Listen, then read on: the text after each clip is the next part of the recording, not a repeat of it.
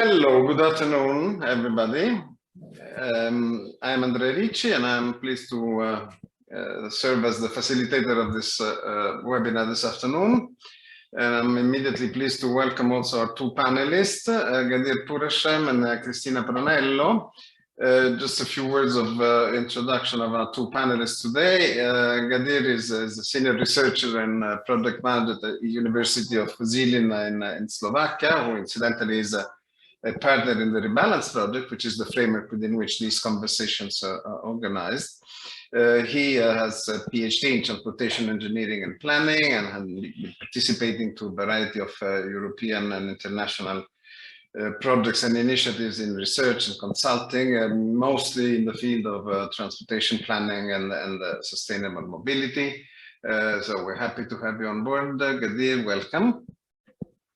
Cristina Pronello is a full professor at Politecnico di Torino, more specifically at the Inter-University Department of Regional and Urban Studies and Planning, where she coordinates a research group on transport research for innovation and sustainability.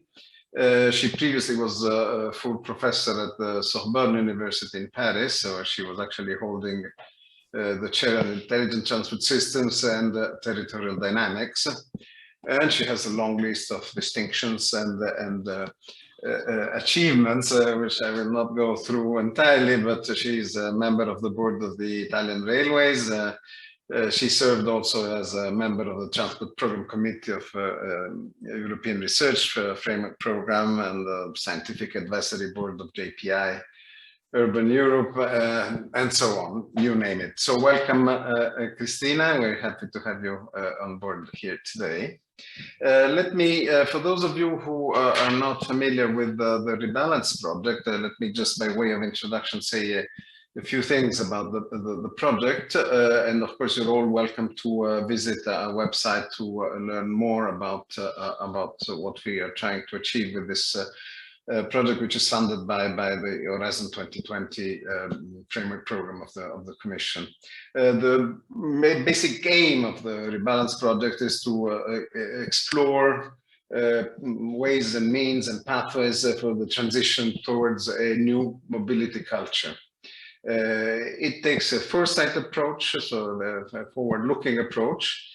And in fact, mobility culture as a slogan has been around for a while now, and for sure this is not the first attempt to explore how mobility culture can evolve towards a more sustainable pattern. However, this REBALANCE project takes a slightly different approach from those that have previously looked at the same issue, in that it doesn't limit itself at looking at the immediate determinants, the immediate behavioral determinants of mobility, and understand, of course, how these will be evolving in the future. It tries to delve deeper and upstream, I would say, into the deep roots, cultural roots, value-based roots that explain the current mainstream mobility culture, and trying to understand if these can indeed be nudged or promoted in a direction which would then, of course, modify attitudes, aspirations, and therefore behaviors of both operators of the transport sector and probably even more importantly, of their users. So the emphasis, like I said, is on values, on cultural aspects, on beliefs, and how these can be looked at in the perspective of mobility patterns. In this context, we are organizing a series of 5 conversations with each of those with 2 distinguished panelists to explore some of the most important hot issues, I would say, that we have been identified, and hopefully also identify key drivers in the transition towards a new mobility culture, which is something which we plan to be able to rely upon in the next stages of our project when we start building a scenario. So we need to explore drivers again with this perspective of value-based and cultural beliefs. That's the overall framework. Like I said, if you're interested in knowing more about the project, you're welcome to visit our website. It will be a pleasure also to answer your questions, if any. Now, the rules of the game for this session are that I will try to open up and engage our panelists with a series of hopefully sufficiently provocative questions and give them the floor to react to that. If we need more than one round on each issue, we will take the time to do that. The audience doesn't have the possibility of taking the floor directly, but you can put questions with the specific item on your Zoom menu, questions, and we will try to take them up as much as the time allows it, and I will try to relay them to our speakers if they fit with the current stage of the discussion. Let me say a few more words about the theme now of this, almost by way of introduction. The theme of this session today, the overall wording we have adopted is simply automated vehicles. There have been a number of other ways of addressing this topic: connected and automated vehicles, driverless vehicles, you name it. Let's say that we're looking at all this world of automation, which is emerging forcefully over the past years, I would say.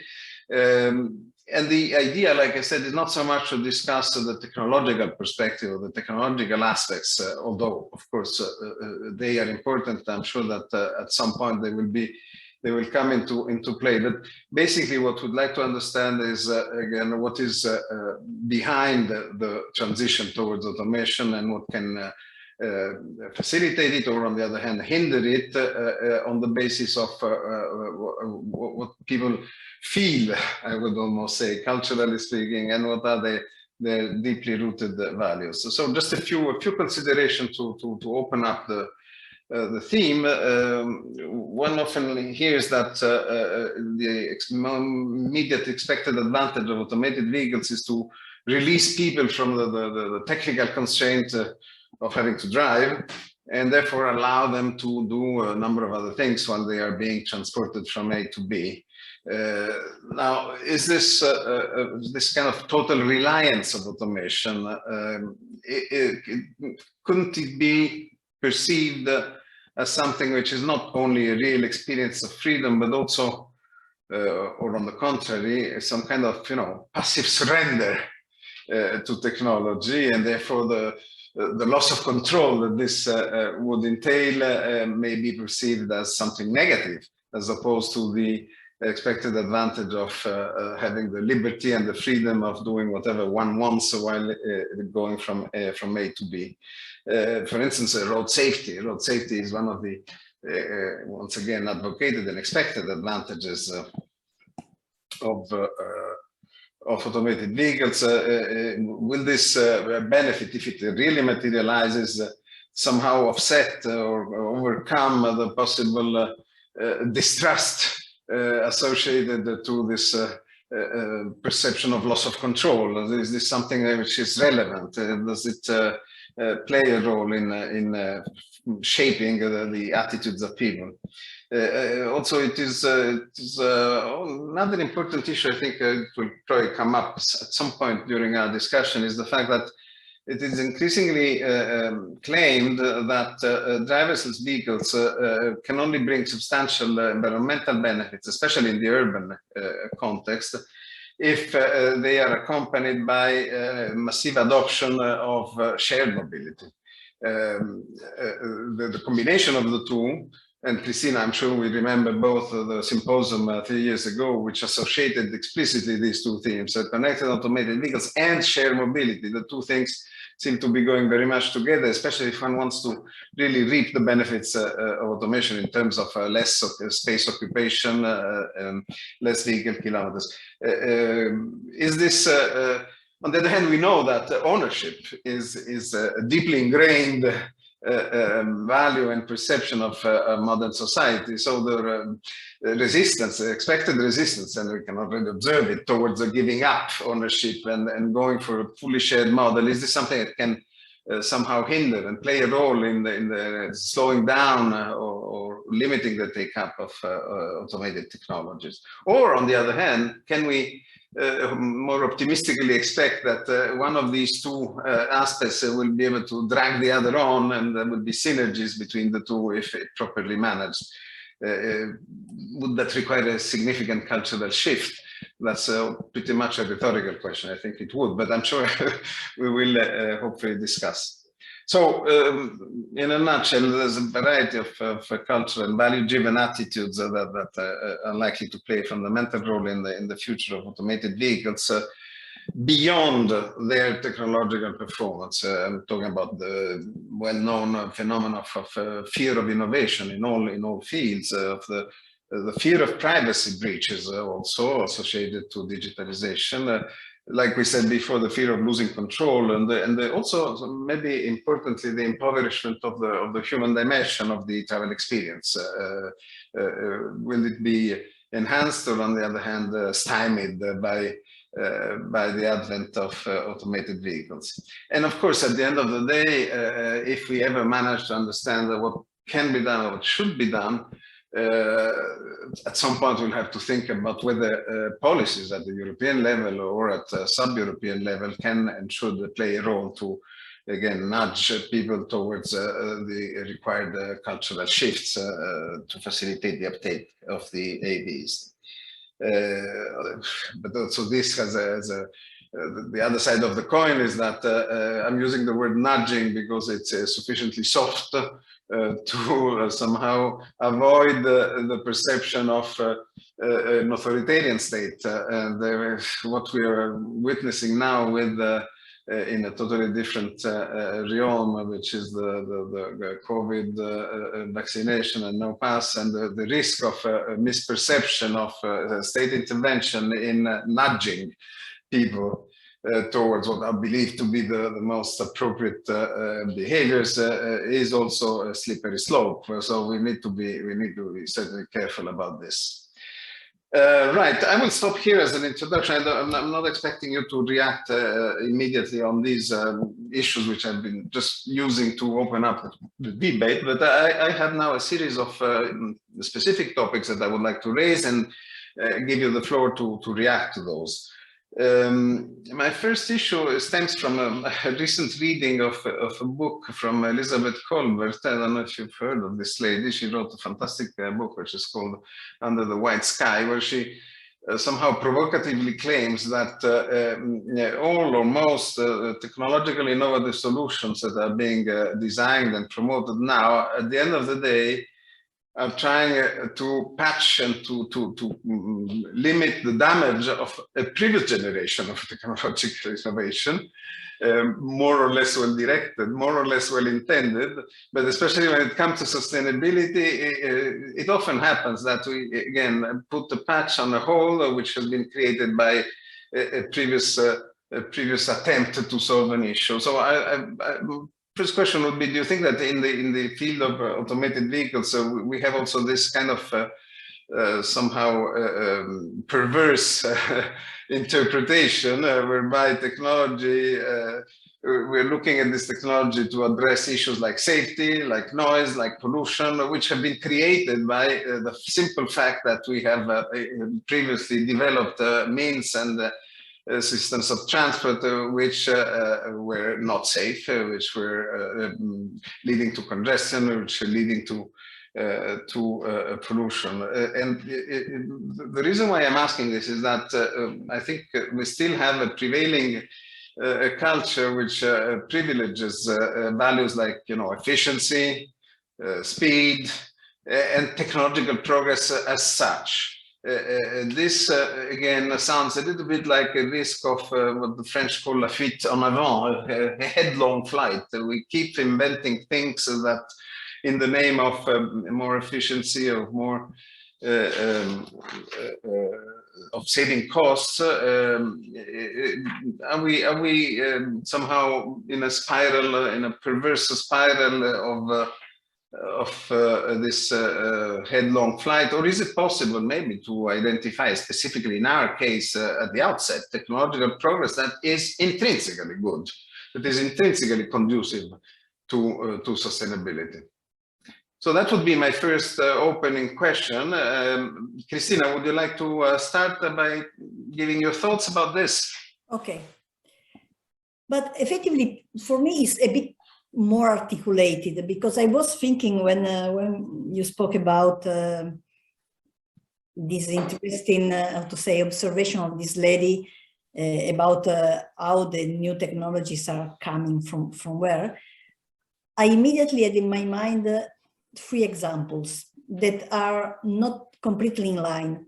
For example, I was thinking about the beginning of the last century, when in New York the first cars appeared.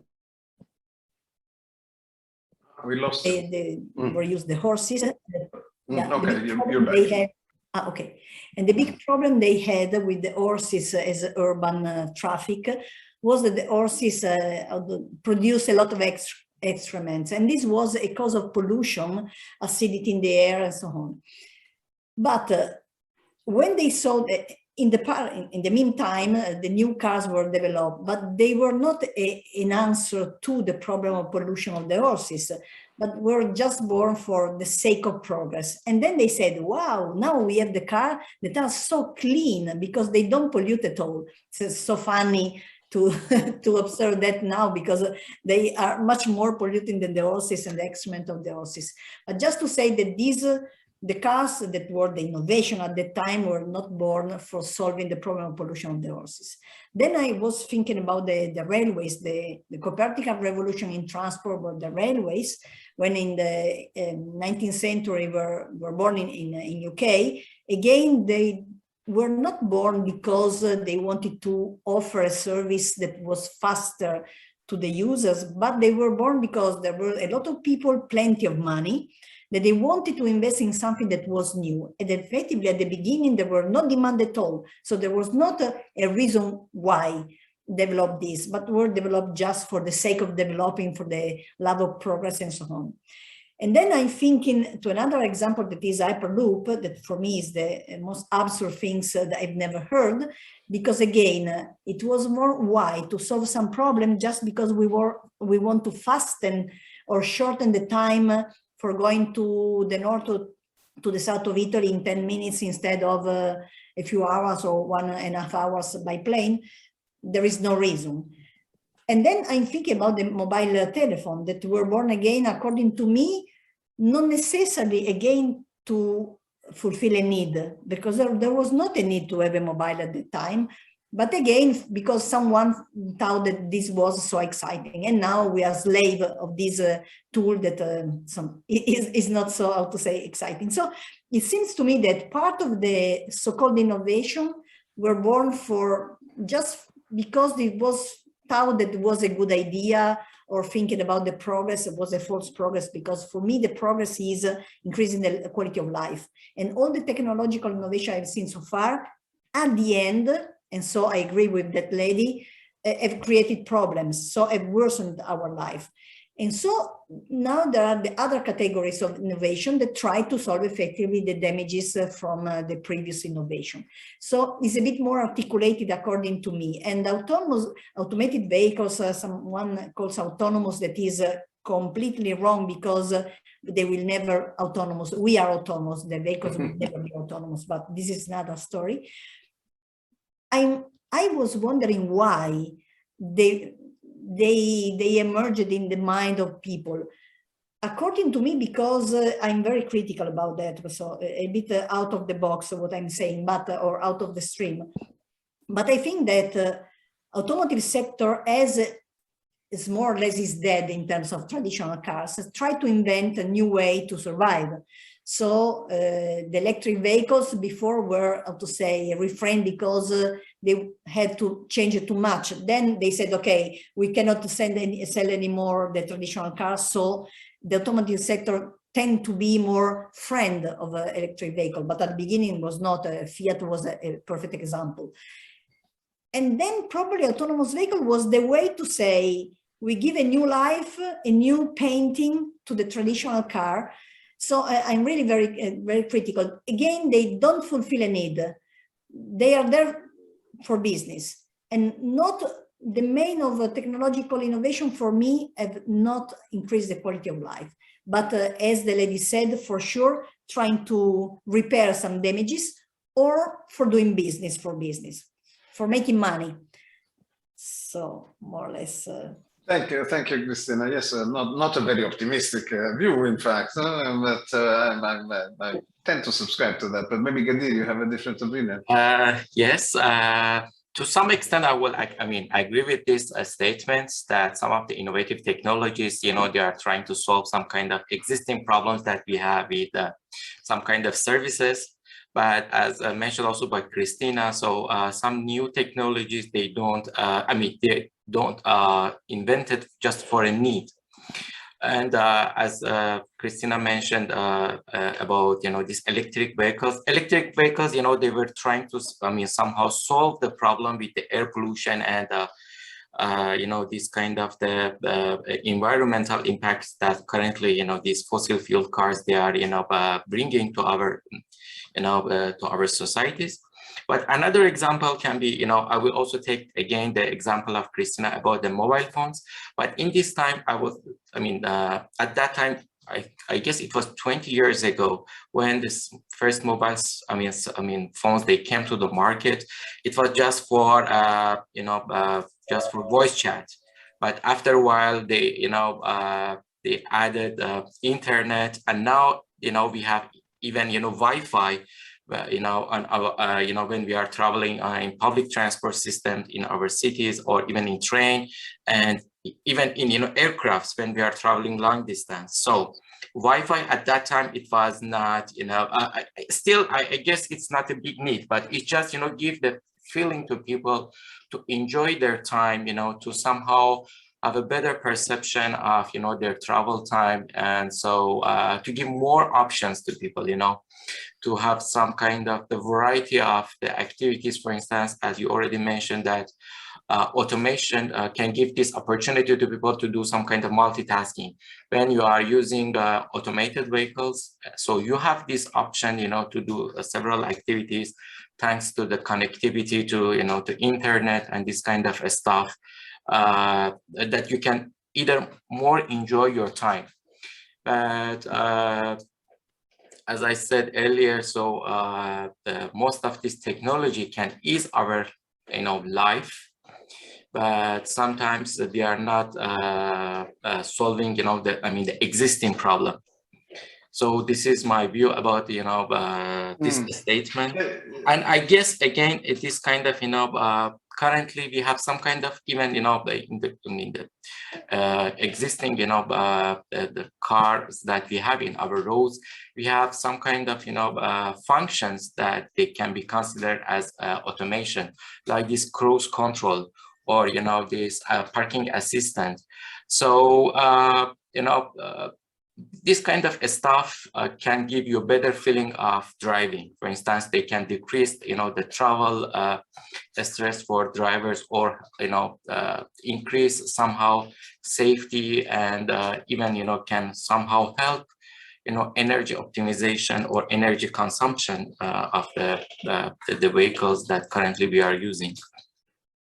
Cristina, you wanted to just burning to react. Yes, I disagree a bit about how to say the positive flavor that Ghadir gave to the multitasking. When I'm multitasking, often I am, it's because I'm super stressed. But apart that, because I did a big survey mainly in Italy, 90% of respondents were Italian, around 1,000 people. And it was quite interesting to see that it was astonishing for me, because the most part of them said, when I asked what you are used, what could you do during a trip in an automated vehicle, and I asked several options, and I asked the level of agreement with that. And for sleeping, that usually happens for the train, we know a lot of people can sleep in the train or public transport and so on, they said no at all, while all the activities they prefer were related to calling, chatting, all social media activities and so on, and also quite a lot said also seeing the scenery. But what I was thinking is, okay, it's this can be done also if you want in the public transport, because there is a driver for you, so you are not driving. But in another survey, another astonishing thing is that the people using public transport, they dislike it because they said it's not efficient, but we are speaking about a metropolitan area of Torino, so it's not so exciting and so on. They didn't perceive at all the free time they had in the bus or in the tram. But when I asked about automated vehicles, they said, but I could do a lot of things. And I said, my God, but you have free time in both cases, but they didn't perceive probably the quality of free time in the buses or public transport, but yes, in the automated vehicles. So for me, there is a misperception according to what we could do in these cars, or in any case, vehicles. And this is completely in contradiction with other answers they gave about other questions. So it seems that people has a sort of imaginary about automated vehicles that is quite confused. And this comes more from the storytelling, if you want, what they can hear. And what they can hear is always positive. Automated vehicle will save time, pollute less, and blah, blah, and blah, blah, and blah, blah, only positive aspects. While in their answer, when they say, for example, I think that the distances traveled will be longer, and then they say, I think they will pollute less. This is confusion, because the more you travel, more you pollute. So just to say, there is a huge confusion. And so automated vehicles are considered probably as in the Hanna-Barbera cartoon, the Jetson, something that is in our history, in our minds. And this is the progress in the future, as the railway and other innovation were in the past. So for me, there is a lot of confusion. So in fact, what you're saying is that if we really want to address societal needs and aspirations of citizens with automated vehicles, we should start by making sure that people know what their aspirations are, and that they are aware of what their perceived needs are, which is still something which is pretty much confused.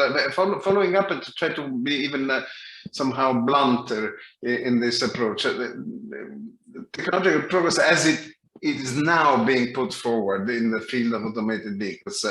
I have the impression that you have somehow a different appraisal of this. On one hand, Cristina, you're saying this is business. I'm being blunt once again. It's maybe a simplification, but basically we need efficiency, we need to reduce costs, we need to save time, and we need to do business. And this probably goes also with somehow increasing or optimizing speed and time of travel. On the other hand, there are these needs and aspirations for something different, more comfort, more safety, more quality of life. Are these two things, how can we reconcile this? I mean, is there a way, both in terms of promoting the right technological development and in terms of informing people, is there a way in which we can try to reconcile these two things and create, synergies and show that both objectives are legitimate and attainable, or is it kind of a dream, and these things are at least partly in contrast with one another? Ghadir, you want to address this? Yes, in my opinion, to this kind of values that they are compatible, although there might be some kind of also contradiction or convergence that they might drive from the users and the service provider or policymakers perspective. For instance, in case of speed, so because normally people they try to have a based on the human nature or human values, they would like to have more comfortable transport modes, or to have higher quality of services that they are receiving. But it also depends on the type of the, or the trip that they are, making. If it's just the, commuting trip, might be, comfort, go a little bit with a less priority, and speed and the time get a higher, value for people. But in general, I would say that sometimes there is some kind of the contradiction between the speed, increasing the speed of our trip, and the quality of life. For instance, when those people, the fast travel, or with the very fast, the fast, lifestyle, when they slow down their life, they can enjoy better the environment. They can make some kind of the capacity building for better experience of the, the environment around them. So they can, I would say, have the experience of socializing with others, and also have some kind of pleasure of the environment that they are, they are living there. And this kind of, stuff, if we just focus on increasing the speed, minimizing the cost of travel, maybe, it would be in contrast with the human, values. And so I would say, to some extent, there can be, some kind of the, I would say, compatibility between these kind of the approaches that you mentioned earlier. But again, it depends from which point of view we are looking at, from the users, in our case, travelers' point of view, service provider, or policymakers. So because each has its own, own priorities and their expectations. Yeah, I mean, it is indeed complicated. And just to address your last point, I mean, one would expect that the policymakers, the role of policymakers is to take up the user's aspiration and translate them into the proper policy. So that's the way it should be, at least. But I was saying it's complicated also because, for instance, this duality between, on one hand, efficiency, let's call it efficiency, and quality of life on the other. Principally, they may play a completely different role when we're talking about, commuting trips for which people are obliged to go from A to B, possibly in the shortest possible time, and leisure travel. The perception and the aspirations, and whether they are explicit or not, of people in choosing may be completely different in terms of the values behind it. Okay, what do you think, Cristina? Does that make sense? No, I disagree, but because I have some, how to say, some numbers. Already 10 years ago, I did a big survey about attitudes, trial behavior, and so on. And I was, how to say, also in the review of the paper, when the reviewer told me, but why you don't consider the purpose as important? Because in my hypothesis, I said, okay, I don't care about mode and purpose of the trip. I want to segment the people in terms of their attitudes and not behavior, really attitudes, emotion, perception, preferences, and so on. And then I will see which kind of trip they do, the purpose and the mode. According to this hypothesis, I analyzed the different behaviors and attitudes, but there were specific questions. And I discovered that I was right. I mean, there was a complete decoupling between the transport mode you use and the purpose that is counterintuitive as regards all the current research, if you want, because the people, and I focus on the most important trip for a person, that for a retired people can be, I'm going to buy the bread every morning, or so it was not important. Anyone has a most important trip. So for people working is on to work trip, for people studying on to university, to school, and so on. So anyone considered that kind of trip, and then associated to this trip a sort of values. And it was unbelievable, but to say, the people choose different modes, car, public transport, what else, not related to the purpose, consider a constraint because I'm in a hurry, because I'm going to work or I'm going to school, absolutely not, but according to their attitude and travel of pleasure and so on. So this means that in this case is not true. And effectively, because you associate to your trip, the trip you're doing more frequently, it is most important for you. So usually for most of the sample that were worked was the on to work. That's for clear. That's for sure.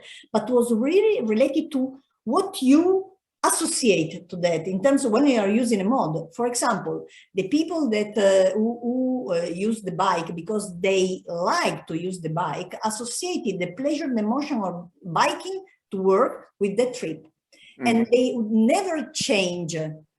Also, for example, taking an automated vehicles to go to trip because there is not the same pleasure. And this is confirmed by the recent survey according to a question I did about the pleasure. Do you like to, there is a pleasure associated to the use of an automated vehicles? They said no, the majority said not at all.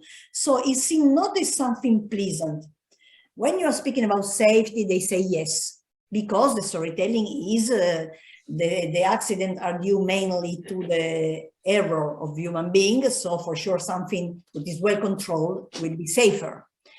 But again, this is not completely true when they say, but I would like to have the control. So they don't want to lose the control. Otherwise, they don't feeling safe and secure enough.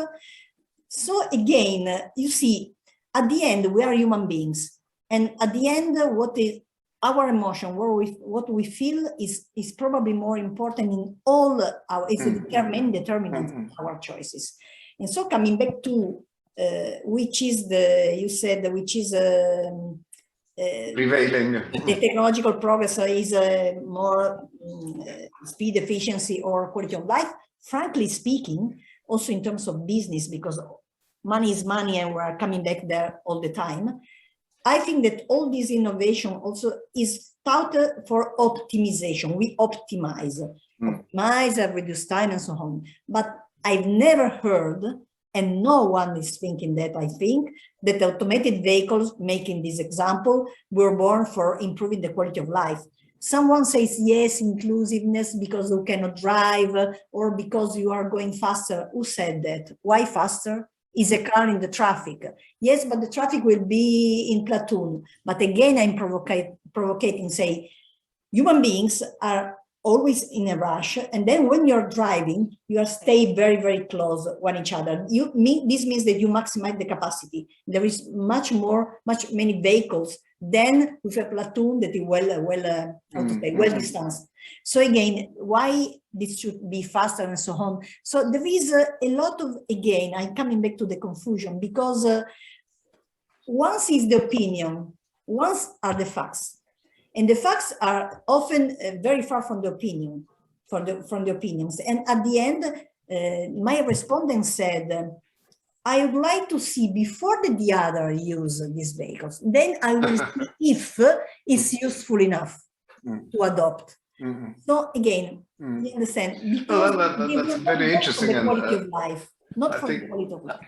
And I think I'll get back to you sometime with a request to look at the survey, which seems extremely if I can add one more, I know here.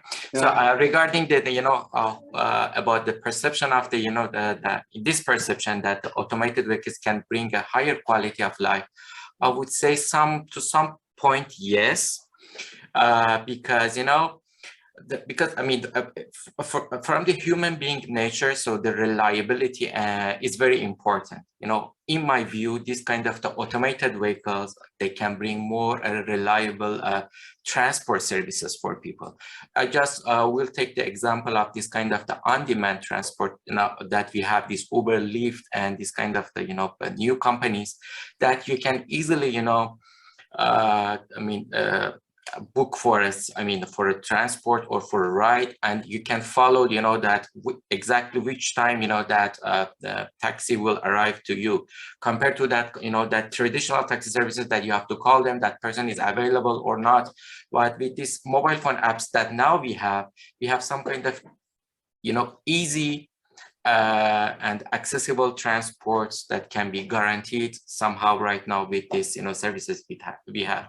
But in future, with less human intervention, I would expect we have a higher quality of services, because this is, the companies that they are providing this kind of the sharing system that can switch to this automated vehicles, and you can get access to this transport system anytime 24/7.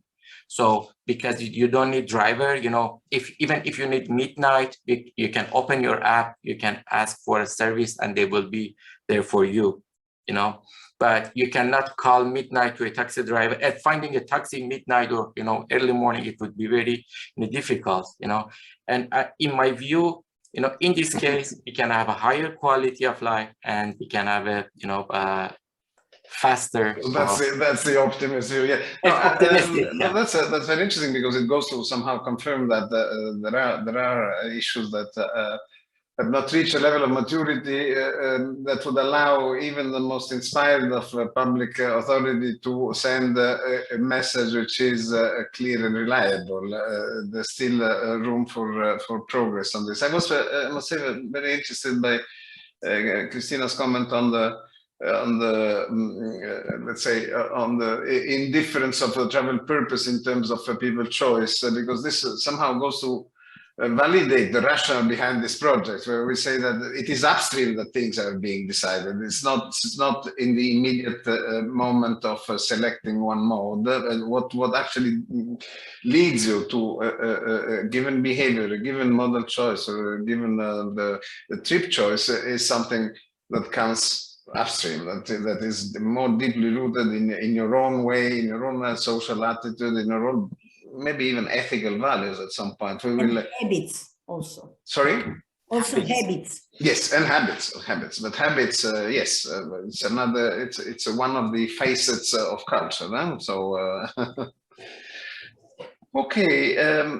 Shall we make an incursion into some more technical aspects? There are indeed, as soon as there is an accident involving automated vehicles, we are being informed in dramatic terms of the fact that somebody has been injured or even killed because of a failure in the technological system that drives the automated vehicle. I have two questions here. Well, first of all, is these problems, these issues of insufficient maturity, something which is inevitable, and therefore, and which incidentally doesn't lead to appraising the performance of automated vehicles in a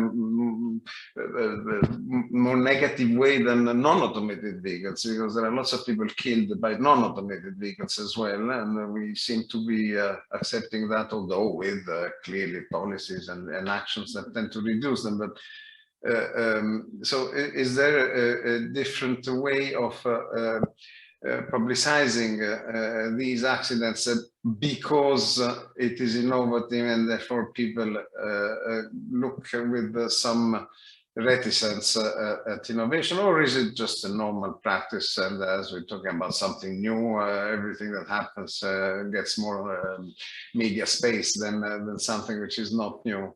And having said that, all these problems, like I said, inevitable and somehow teething problems that will be solved at some point, and that we can rely on the fact that technology is proceeding in the right way, and sooner and hopefully sooner than later, these teething problems will be solved. The issue here is to what extent the fear of innovation is likely to actually, amplify and exaggerate the current limitations, and this would have an immediate feedback effect in stymieing their diffusion, their uptake.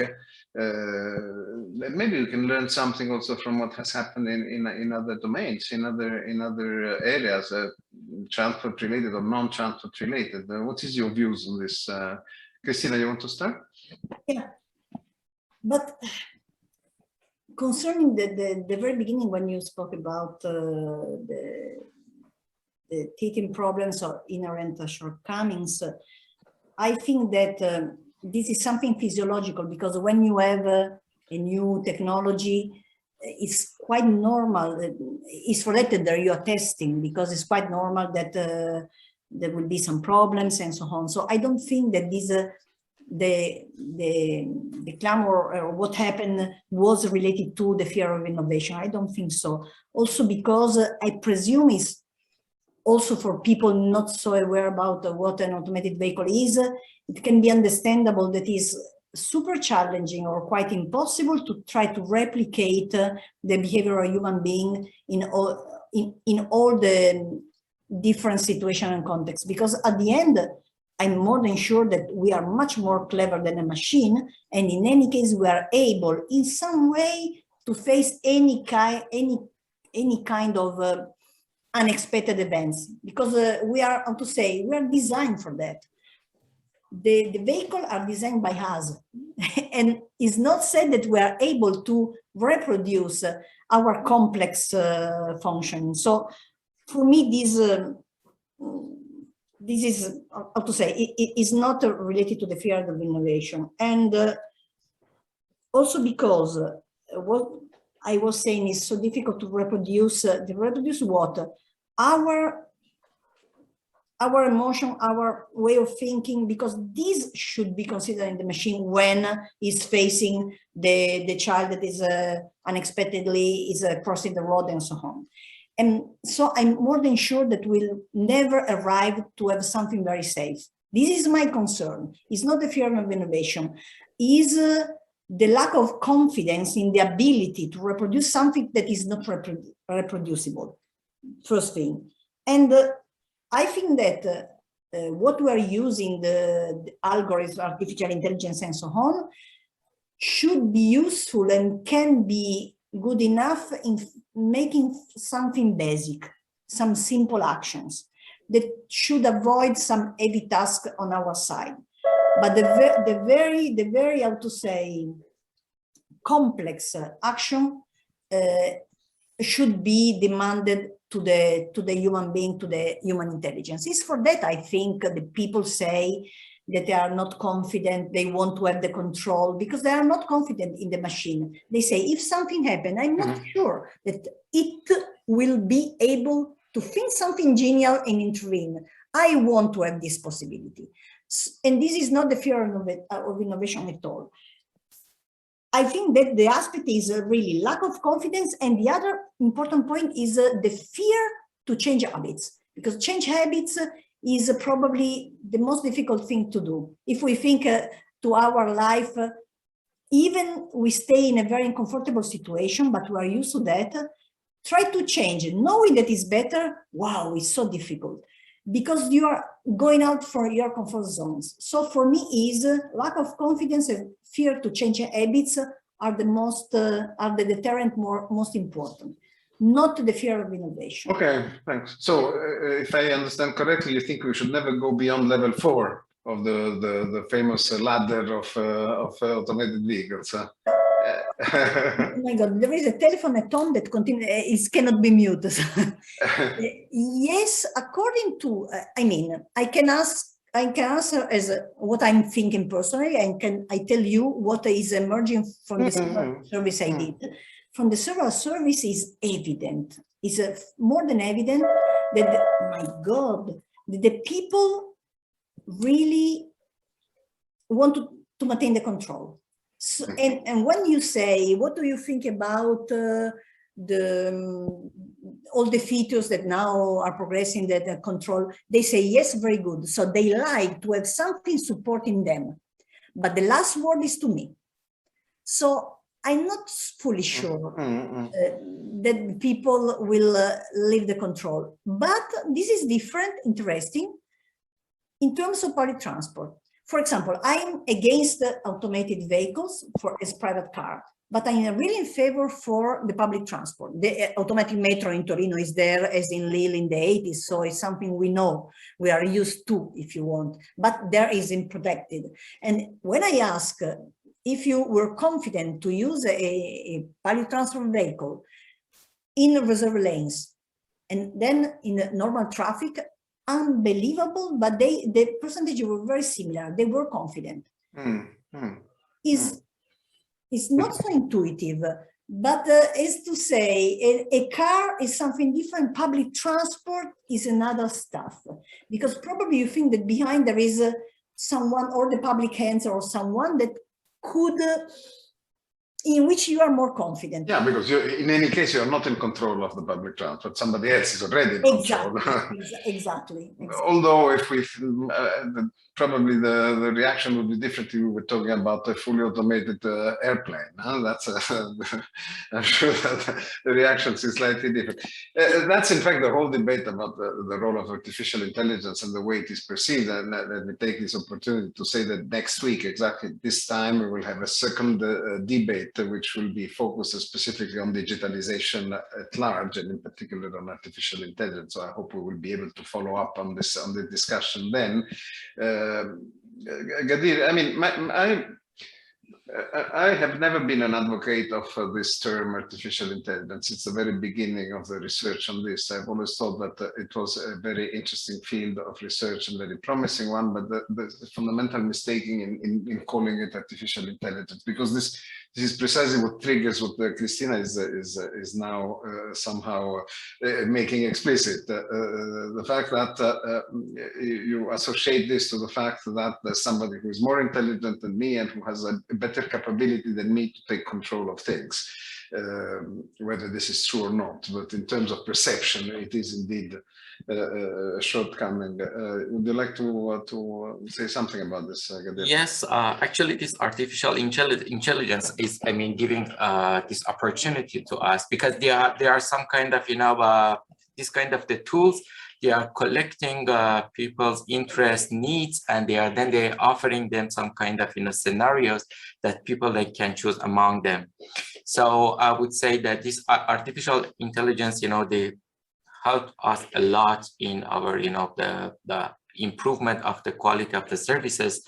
Now we are, you know, providing to our users, and I would say even this artificial intelligence can have a higher role in the future, you know, in our transport system. This kind of, you know, for instance, face recognition system now they have, you know, even in the future, it would be some kind of interaction between the human, you know, face and the car, these automated cars that we will use in the future. So you don't need even, you know, touch anything. So the tools, I mean, the system that they will, you know, design in the future, even, you know, maybe I'm very optimistic, but, you know, these kind of the services, they can be, I mean, part of our future of, you know, transport system. If we go back 20, 30 years ago, we didn't have cell phone. So so now we have cell phone, we have internet, and we can, you know, have plenty of things. And even, you know, when you are searching something on Google can, you know, offer you plenty of things based on some kind of artificial intelligence that they have in the back office, you know. And just going back to the concept of fear of innovation, I would say that it's not about, you know, people, they have some kind of lack of confidence. I would say lack of experience, lack of knowledge, because we are not supposed to jump, immediately to the level 4. We have still level 3, level 2, 3, that people, they can have experience. As Cristina mentioned earlier, so we have somehow using this kind of the automated, transport in our daily life, like this, metro example that Cristina brought from Torino. Maybe in the beginning, people, they were scared to use because there was no driver there. But after a while, by using, so people, they use this metro and so and more. So I would say, if we, sometimes media or some, the people that they are in charge, they are not, publicizing about, benefits or usefulness of this kind of the system, for people. And they think that, okay, automated vehicle means that I will sit and the car will do everything for me. But it's it's true. It's the last stage. Now, many studies, many projects that they are running to investigate different scenarios, different failure of the system. So in the experiment environment, in testing pilots, with the simulation. So therefore, be for sure some kind of perhaps failure in the beginning, but we are human. We are learning by doing. So and I would again, the fear of the innovation in other domains. I will give two examples. This fear of vaccination. This kind of new technologies that have been used for this COVID vaccine, that most of the people, they have this kind of the fear that it will harm them and they will not use it. But it would be the role of the, those people that are in charge to explain about the advantage, what kind of usefulness. And it's also the case of the 5G technology. It's a kind of new technology that can give you better access to internet, faster, better quality. But you might know from media that people in some European countries, they burn 5G towers because they were thinking that this 5G has a, some kind of link with the pandemic, with the COVID, and so this kind of, because people, they don't know, there is some kind of lack of experience, lack of knowledge, and on the other side there is some kind of, I would say, conspiracy theories that will not give the a full image of the the services that might be provided by service provider can be very useful for people. Cristina, you wanted to react to that, because then I would like to also propose one of the questions that are being asked by a participant. But Cristina, first it's off to you. I'm not sure, Ghadir, that is completely true, because the survey I did, the sample was overeducated. It was biased a bit towards high level. There were several students in universities, some staff in universities, and the level of education was impressively high. So there were people also, according to the question, how much they were aware of the knowledge and so on, that knew quite well. I can say that I'm well informed. My level of education is high enough, but frankly speaking, I'm not in favor, because when I looking at innovation, for me is valuable only if it's bringing to me an increment of quality of life. And the most part of what is proposed doesn't do that. So I would say that more you are educated, more you are critical, because you have more information. When I did the vaccine, frankly speaking, I was not convinced, and I'm still not convinced. Why I did it? Because definitely I was used to travel a lot, and definitely otherwise you are blocked. So it's a form of authoritarian, as said Andrea at the beginning, way for the state to impose something, thinking that this will be the solution, but I'm not convinced at all. As I'm used to make data analytics, analyze data and so on, since the beginning of the pandemics, what it was my big doubt is I have not any kind of information about disaggregating all the people ill, dead, and so on, according to their health history and so on. This is real information. I want to know everything, otherwise, as I'm able to do the analysis, give me the data, and I can have real understanding. Unfortunately, for all the innovation, this never happens. We don't know about 5G, what you mentioned. I remain skeptical, because I'm used to say that if I have not the data and not control personally, I'm not sure, because you can tell me what you want. And the mis-analysis and so on is so often because according to the message that has been delivered, the data are analyzed accordingly. I'm very, very pessimistic and very skeptical about that. So I cannot see that it's better or not. I don't know. Then accordingly, I'm behaving to try to maximize my happiness. Okay, say maximize my happiness. Vasto programma. But Actually, there's one question asked by participants, which also helped to introduce what would have been my further issue anyway, which is about inclusiveness and equity. In fact, the question is specifically about the role of kids. It's interesting because our participant is asking, I fear that the automatic vehicles would further entrench car dependency and car-based urban development. And he adds, every kid I know prefers to be outside walking or cycling rather than being strapped in a seatbelt in a car, automated or not. Are we perhaps missing a more complete equity impact assessment in this new technology? That's to me a very relevant issue, and one which has hardly been addressed to the best of my knowledge. Would you like to say something about this? Who wants to start? Ghadir? Okay, so you're talking about the, how this kind of automated can bring some more equity for people, yeah? Right. Yes. Because in my view, across social groups, and in particular, this example of the children is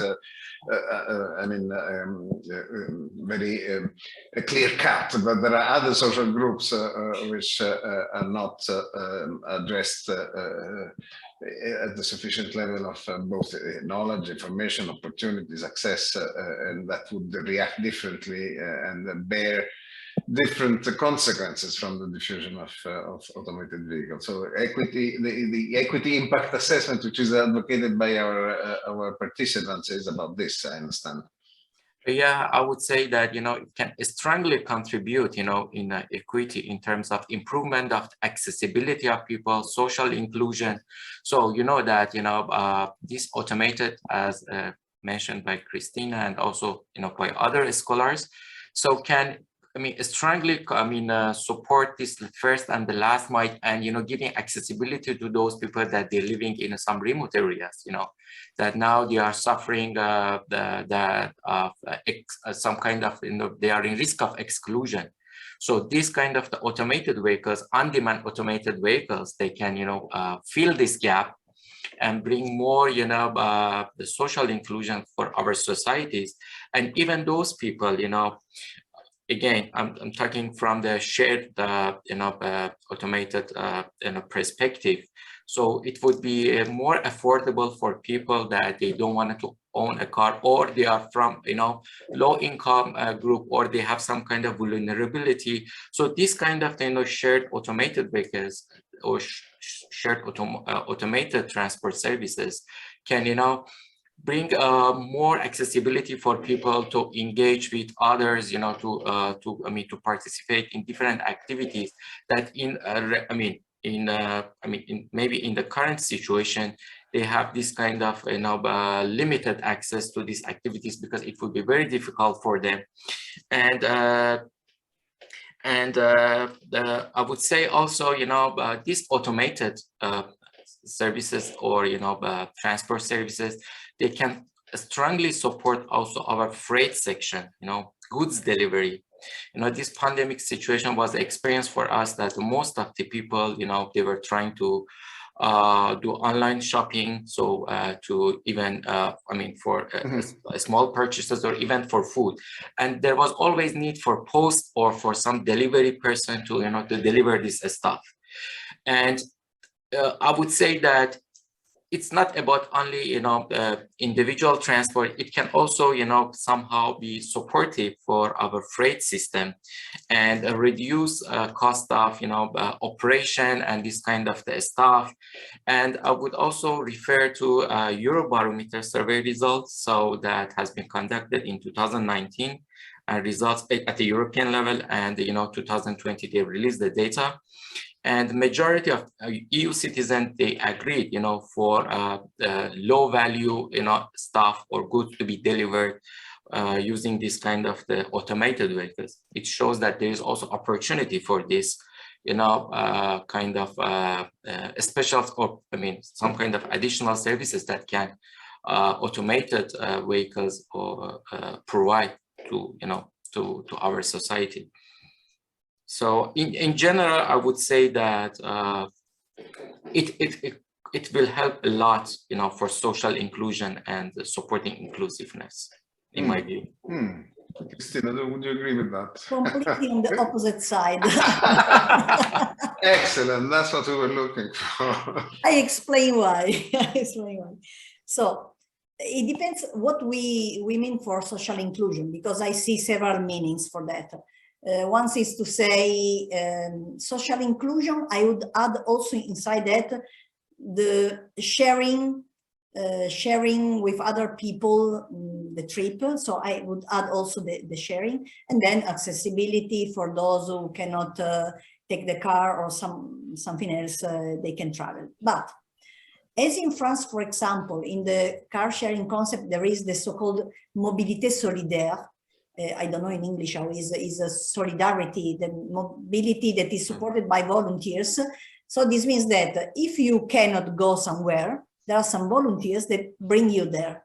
So it's not that without automated vehicles, we cannot, we exclude a lot of people. It depends on how the society is organized. But we know that all the voluntary associations, there are so many, can do the same job, we can say. But with human beings, that probably is much more interesting, because someone that is in difficulty, having another human being with whom speaking and so on could be probably more interesting or social, going somewhere instead of an automated vehicles.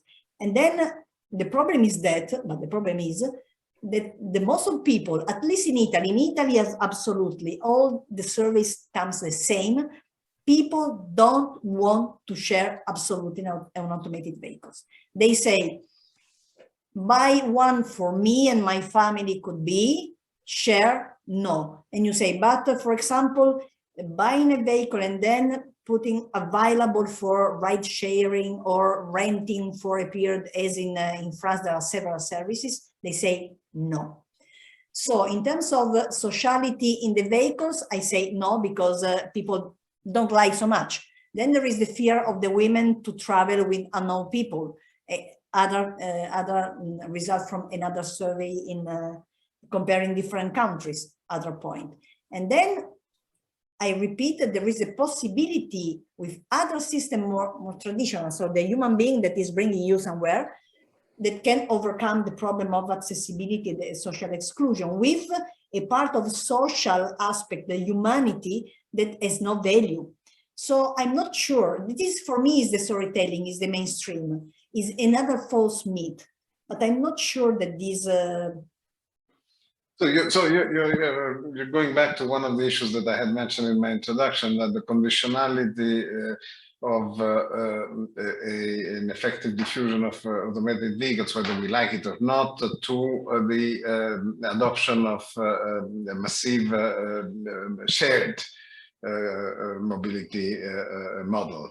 And you seem to be saying that this is a major obstacle, at least in certain countries, a major obstacle per se, but also as a consequence, a major obstacle for the uptake of automated vehicles. It's interesting because you really seem to be having, Cristina and Ghadir, a Keynesian approach on one hand, with the idea that we have voluntary people who are there, can help, and they would have a job and they would have an activity, and why do we need automation if we have? I mean, I'm exaggerating a little bit your position, but just. And on the other hand, Ghadir was looking at economic benefits, which are not only for the individual, not only for profit-making businesses, but for society at large. So these are two clearly. There's a tension there. There's a tension. I don't know if Ghadir, if you want to. To some extent, I agree with what Cristina said. We need always, some kind of human interaction. But I will look at the automated vehicle as a tool, not as a mean that people, they can socialize inside, or it can be used as a tool that give this opportunity to people to engage with other people in other events, and this being always in the circle that somebody can volunteer to give you a ride to some places. okay, maybe for some time period it's okay, but if it's late evening and you live in the suburb, there might be no person interested to give you ride to your, to your destination. And in such cases, these automated vehicles, as it doesn't need, to be the human driver there, can give you this kind of the easiness of transport. And so you can be still,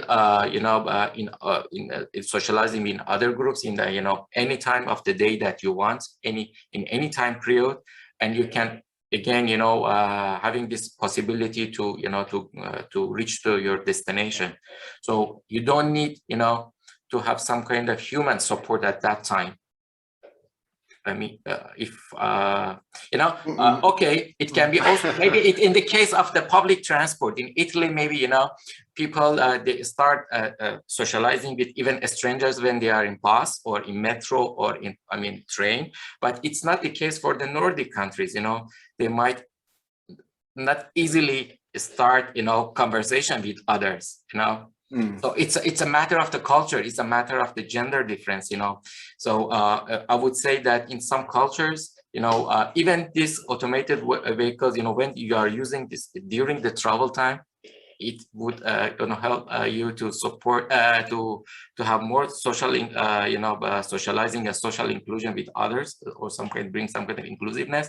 But some other part of the Europe, in Nordic or Eastern part, it would not be the case, And can we sell conviviality as a fantastic argument in favor of the automatic vehicles? Is it realistic to say, hey, this is a technology which will allow you to increase your level of social interaction and conviviality?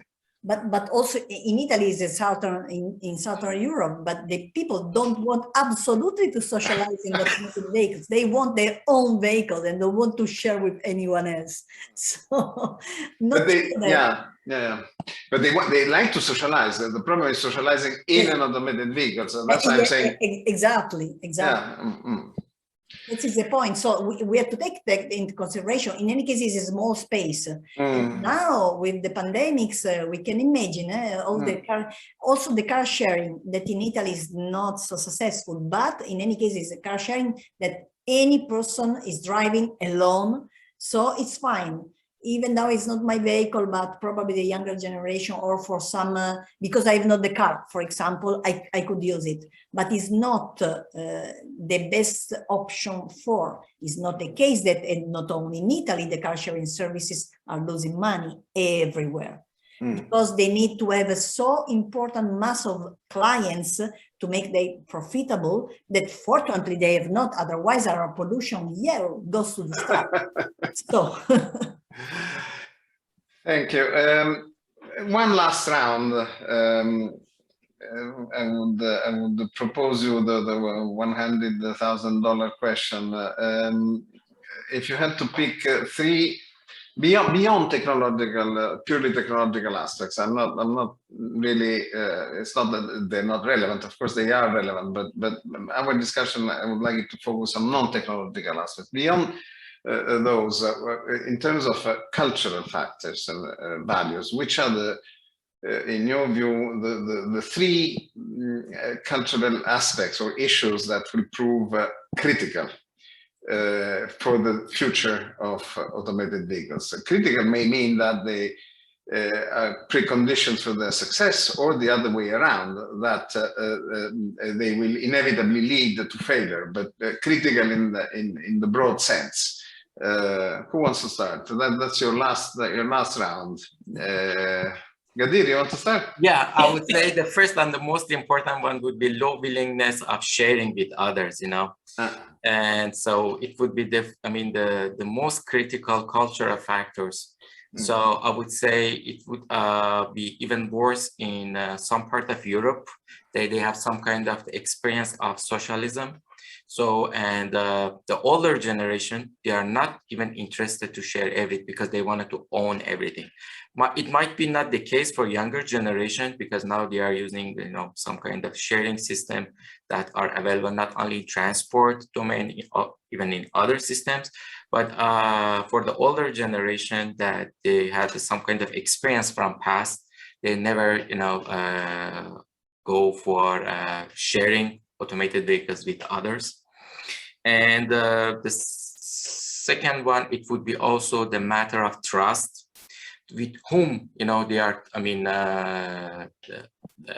if they wanted to share, you know, a ride or, you know, lift. So they might be not interested, you know, to go, I mean, somewhere with strangers unless they know them. And it's also the trust to with whom they are sharing this data, because in the future, you know, this, if we are talking about this kind of, you know, very high level technologies that they have, you know, impact on our life, we are, you know, sharing our personal data with others. So, and you know, to some, I mean, to some point now people, they are sharing, but if it goes at a little bit higher level, so maybe people, they will not trust, you know, to share all, you know, their personal data with people. And the third one, I might say the reliability, you know, reliability in some cultures is very important, to be on time, you know, to be punctual, or, you know, this kind of the reliability of service that we are receiving, and even reliability of people that we are in contact. So these three... Reliability, you're talking about, sorry if I interrupt, reliability of the technology itself, or of... Yeah, a service, and also, you know, reliability of the person I'm in contact, you know. So if I'm expecting some kind of, you know, support, or, you know, some kind of, you know, things to be done from someone, and that person, you know, lack of, I would say, reliability, it can be also somehow translated as a lack of trust, or, you know, this kind of stuff. Thank you, Ghadir. Cristina. Well, these times there are some we converge with some of what you said. For me, the first, I'm also basing on the several surveys I did, because I can say what I think, but I'm also trying to put some numbers as basis of what I'm saying. So I have revealed that the lack of control that is related to safety. So as a safety is considered very important, and usually is associated for the mainstream to the automated vehicles. The lack of control, so the safety is considered as is there when I can in some way take the control if needed, or the last word is to me. So if there will be not some control from the human beings, I think that this could be one of the factors that are hampering the adoption, first. Second is the pleasure of driving. Another thing that came very clear was that people enjoy, who is using the car, for sure, who is using the car, enjoy driving. There is a pleasure that is also connected to the control, but is enjoy, is an activity that likes. And so they also said, it's pleasant to use, no. So this could at least stop and prevent a part of population to adopt that. So some yes, but a big part, not a small, a big part could say no. Third are the data, the cybersecurity. Cybersecurity is another big concern. The fear that a hacker can breach in some way, take the control of the system. This goes down to the safety problem. And the other is the awareness that your data are owned by someone say automotive sectors. The automotive sector will have my data because I'm related to the car I'm using. And all who is controlling the different the vehicles and also the trips will have the data and all the information. And now, as the privacy concerns are increasing more and more, I think that this could become a very critical question. At least for me, I would never use an automated vehicle, frankly speaking, because I don't like the concept. I don't want to give my data to them. I don't want. I don't use Google services, you know, that is challenging, much challenging, but because I disagree with the policy of Google, Facebook, I'm not in any social media, I detest them, but this is another story. Because I like to have my things for me. So I don't want to share my data, my personal information and so on. And for the control, also, I think that I have not a blind faith in a machine, never. So I prefer to die because I was wrong than to die because I was pending in some other hands, frankly speaking. So this is for me. And seems that a lot of people think in the same. I think that more autonomous and independent you are, less you are inclined to use this kind of services where you have not the control. So the control should be under consideration because for me is the first reason. Second, the pleasure that will not be there. And the pleasure is important in terms of emotions. It's very, very important. Is a determinant for a lot of choices in the transport, in the transfer for the mode choice and the data, absolutely.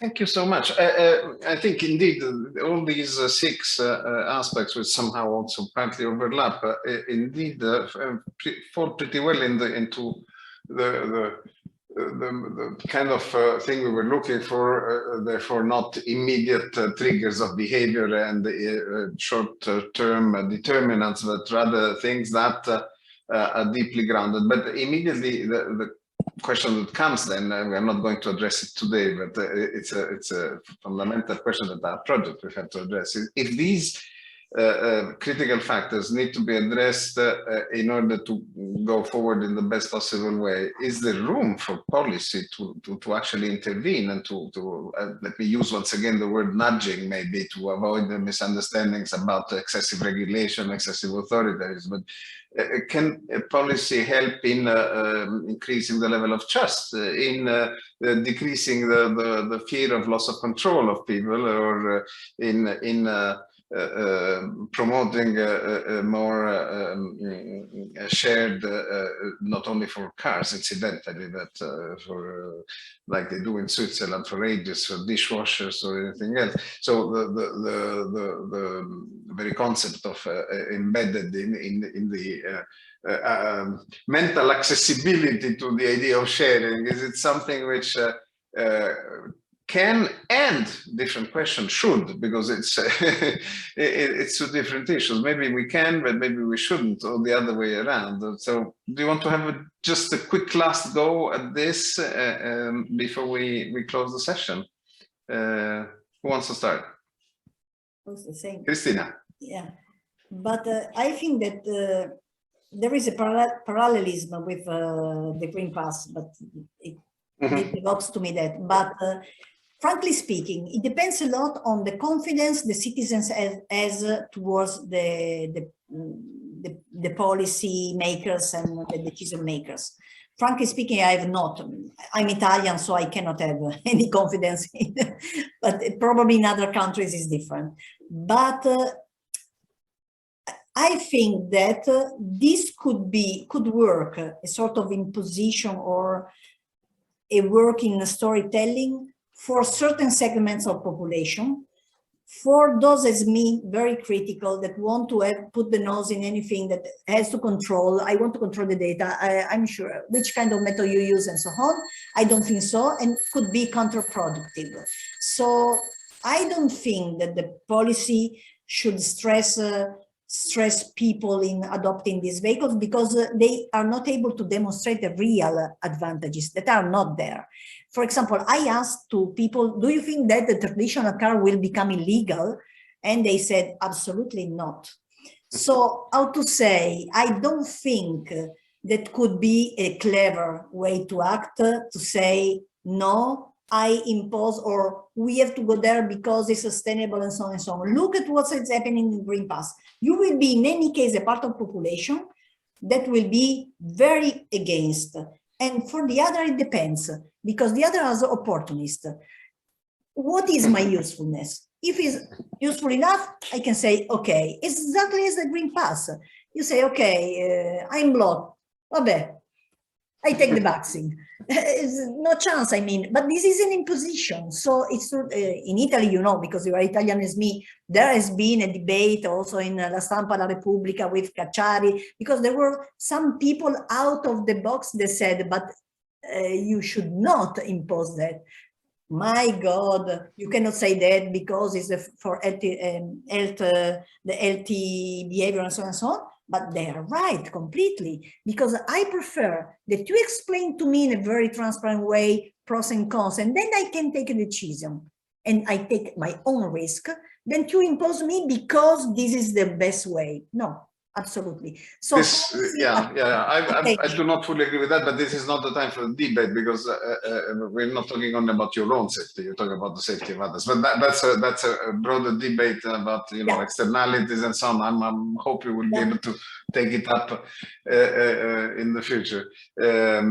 As is the liberty. But that's why I was purposely and forcefully using the term nudging rather than imposing, because that's it's not an easy recipe, the recipe of nudge, but it is a recipe which should balance the arguments and counter arguments that Cristina, for instance, you just mentioned. But again, it's a much wider and deeper debate. Ghadir, you want to have a final word? My last word is that technology is a double-edged sword. So it can have some kind of benefit. It can have some kind of also some kind of adverse impact. So as a human being, so we always try to minimize the adverse impacts and maximize the benefit of the technologies that we are using.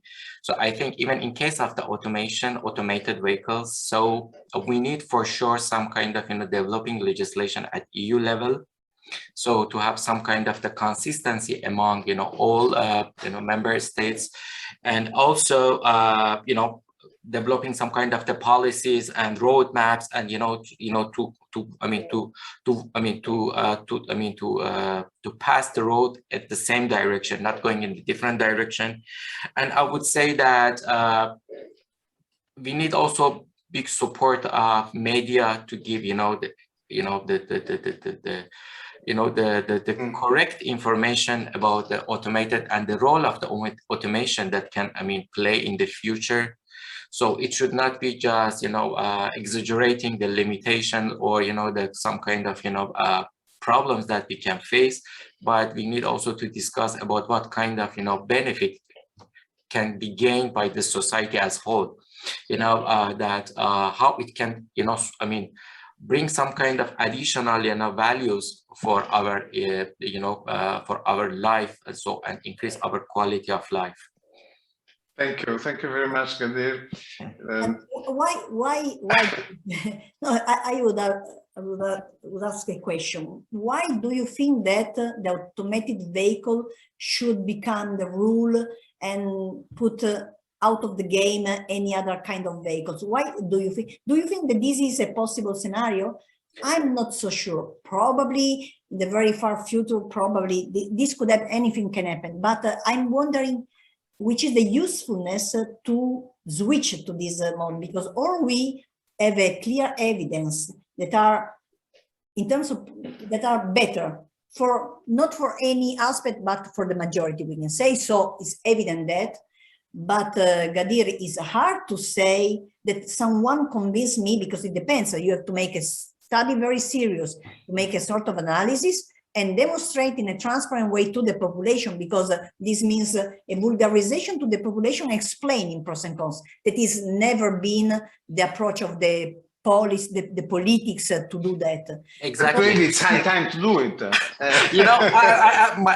My last word is that we should put human, as a center of the, the design of the policies and even the services. That's exactly what we're trying to do. Approach, then that's the idea behind this project, incidentally, because putting people at the center is not simply giving them, a small incentive to take the bus rather than take the car. It goes way upstream, and that's precisely the kind of debate that we're trying to stage in this project.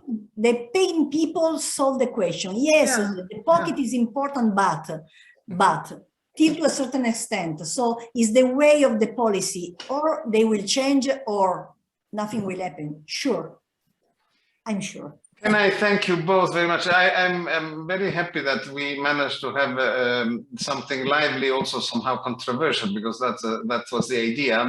It's very boring when you have two panelists who are completely aligned. So I was hoping that we would get some tensions and some controversies. And I think that you managed to stage this pretty well. We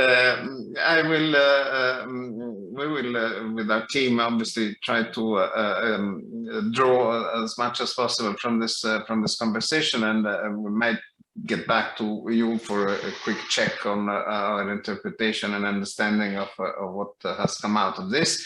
But in the meantime, I really would like to thank you again for your, I would say, not only active, but lively and hopefully enjoyed also participation. And take the opportunity to say that for the next 4 Thursdays, you will be obviously alarmed and informed. There will be similar sessions on specific topics. And if you would like to join as an audience, you are most welcome, and we look forward to this. Having said that, Cristina, Ghadir, thank you very much. Thank you very much, Cristina. Thank you very much, Andrea. Bye. Bye, Andrea. Bye, Ghadir. Bye-bye. Bye. Bye-bye. Bye-bye.